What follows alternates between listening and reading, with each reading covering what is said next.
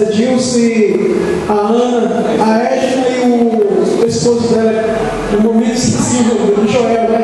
O Joel.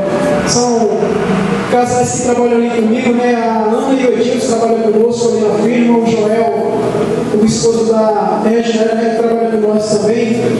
Eu agradeço desde já, agradeço de cada um. E o que eu tenho a falar, irmãos, é que, primeiramente, minha história começou no encontro de casais. Aliás, encontro de casais mesmo. Quando eu fui para o encontro de casais, a nossa vida conjugal estava praticamente acabada, até com problemas.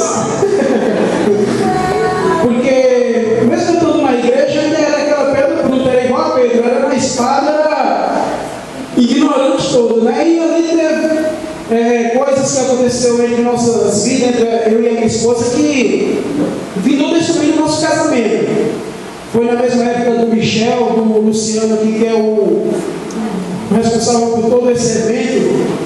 E ali Deus trabalhou grandemente nas nossas vidas. Tanto na minha como da minha esposa, saímos dali transformados. Mas ao passar do tempo, você vai esquecendo algumas coisas ali, vai ficando de lado. E se você não vigiar, vai